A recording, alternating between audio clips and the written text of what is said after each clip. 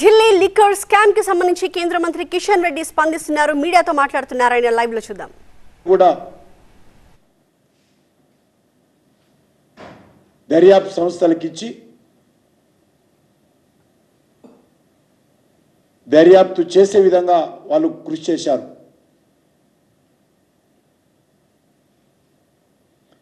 తెలంగాణలో దోచుకున్నట్లే ఢిల్లీలో కూడా దోచుకోవాలని తెలంగాణ మోడల్ను ఢిల్లీకి పంపి ఈ అవినీతి కుట్ర ఈరోజు బయటపడడంతో భారతీయ జనతా పార్టీని ఎందుకు విమర్శిస్తారో నాకు అర్థం కాదు.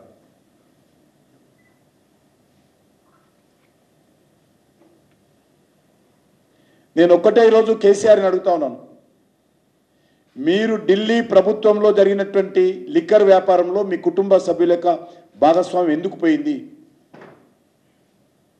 ఎందుకు ఈరోజు కవిత గారితో ఉన్నటువంటి వ్యాపారస్తు చేసినటువంటి వాళ్ళందరూ కూడా దర్యాప్తు సంస్థలకు అప్రూవర్గా మారి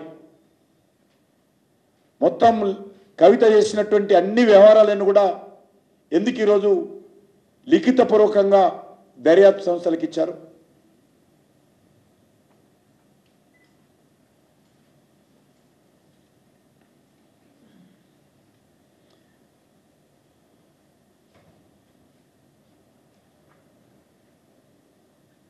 బీరు బ్రాండీ వ్యాపారం చేస్తే ఆ వ్యాపారంలో అక్రమాలకు పాల్పడితే ప్రజాధనాన్ని దోపిడీ చేస్తే దానికి సంబంధించి దర్యాప్తు సంస్థలు దోషులను అరెస్ట్ చేస్తే అది కక్ష సాధింపు ఏ రకంగా అవుతుందో మాజీ ముఖ్యమంత్రి గారు చెప్పాలి.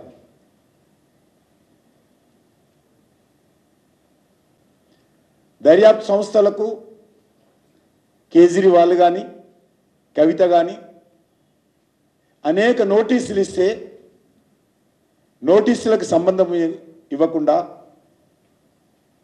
స్పందించకుండా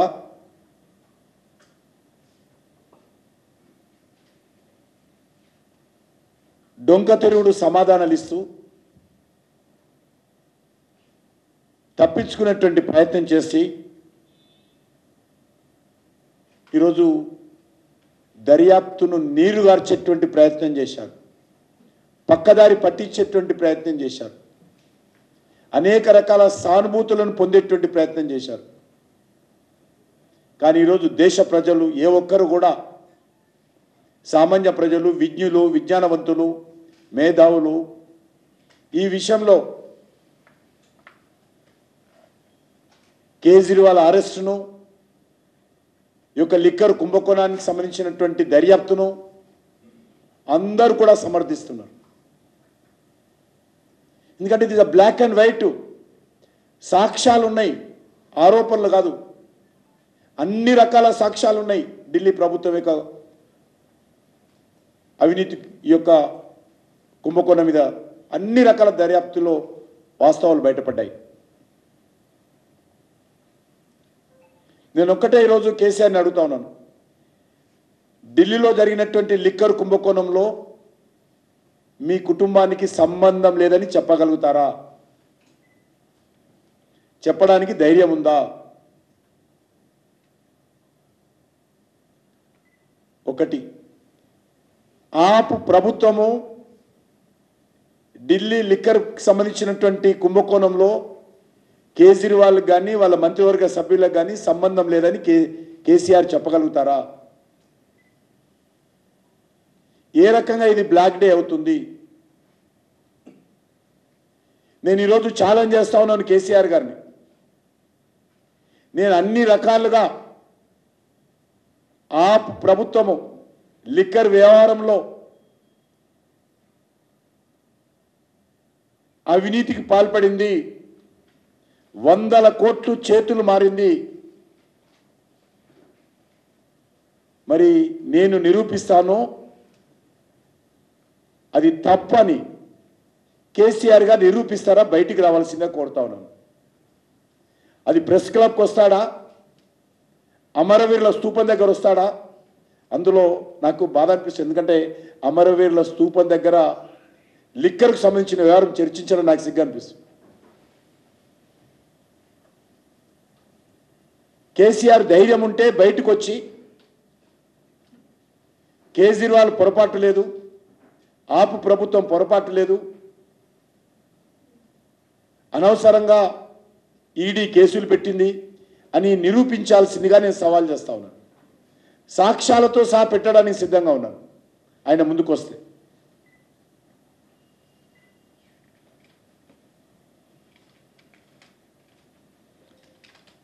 అవినీతికి పాల్పడలేదు, దోపిడీ జరగలేదు అని చెప్పడానికి ముందుకు రావాల్సిందిగా కోరుతా ఉన్నాను.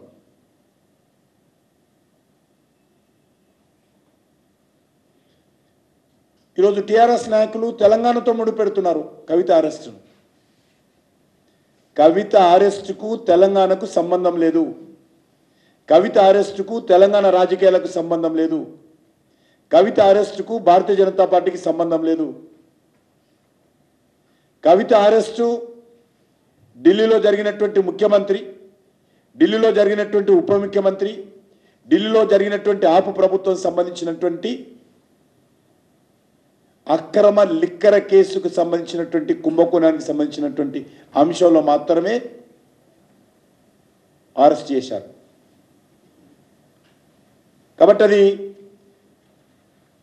బీజేపీకి కానీ, తెలంగాణకు కానీ, తెలంగాణ ప్రజలకు కానీ, తెలంగాణ సెంటిమెంట్కి కానీ, తెలంగాణ రాష్ట్ర రాజకీయాలకు కానీ ఏ రకమైనటువంటి సంబంధం లేదు.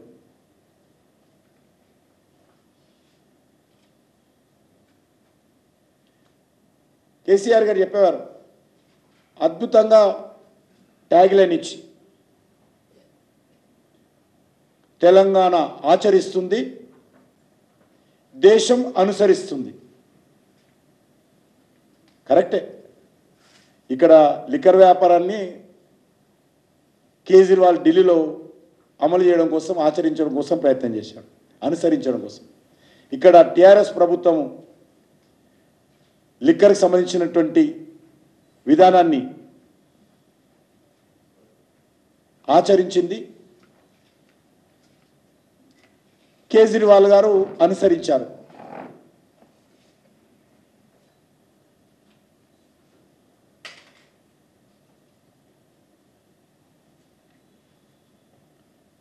ఈరోజు కాంగ్రెస్ పార్టీ నాయకులు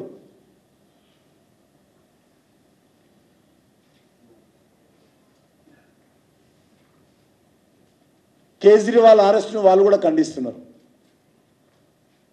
ఎందుకంటే పెద్దగా ఆశ్చర్యపడాల్సిన అవసరం లేదు. కాంగ్రెస్ పార్టీ మొదటి నుంచి కూడా కుంభకోణాల పార్టీ, అవినీతి కుంభకోణాల పార్టీ. కాంగ్రెస్ పార్టీని స్కామ్లను విడిగా వేరు చేసి చూడలేం మనం. కాబట్టి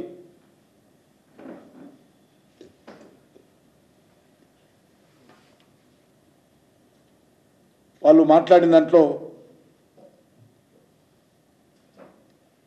పెద్ద తప్పు పట్టడానికి వెళ్ళలేదు.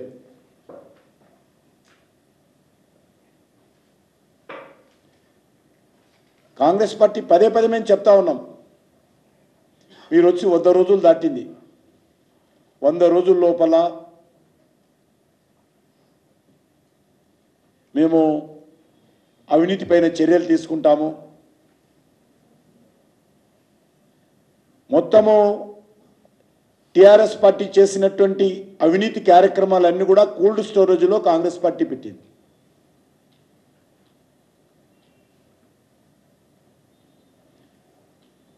రేవంత్ రెడ్డి గారు ప్రతిపక్షంలో ఉన్నప్పుడు సవాల్ చేశారు,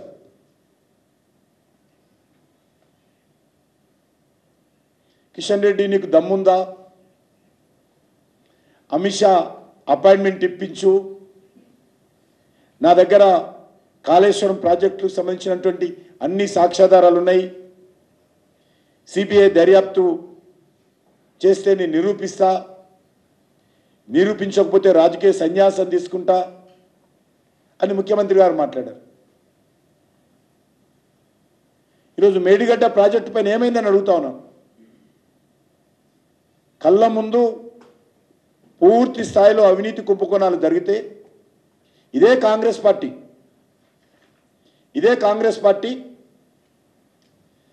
కేంద్ర ప్రభుత్వం లేఖ రాసింది, కాళేశ్వరం మీద దర్యాప్తు చేయాలి సిబిఐ అని. అప్పుడు కేంద్ర ప్రభుత్వానికి సంబంధించినటువంటి మినిస్ట్రీ ఆఫ్ జలశక్తి కాంగ్రెస్ పార్టీకి లెటర్ రాసింది. రెస్పాన్సిబుల్గా ఎంత కాంగ్రెస్ పార్టీకి లెటర్ రాశాం మేము. వాళ్ళు ఇచ్చినటువంటి కాళేశ్వరం మీద దర్యాప్తు చేయాలని వాళ్ళు రాసినటువంటి ఉత్తరానికి మేము లెటర్ రాసాం. లెటర్లో investigation through CBI for the irregularities in Kaleshwaram irrigation project execution comes under the preview of state government and you may approach state government in this regard. CBI దర్యాప్తు మేము చేయలేము, సిబిఐ దర్యాప్తు రాష్ట్ర ప్రభుత్వ పరిధిలో అంశము, కాబట్టి మీరు రాష్ట్ర ప్రభుత్వము అప్రోచ్ చేయండి అని కాంగ్రెస్ పార్టీ ప్రతిపక్షంలో ఉన్నప్పుడు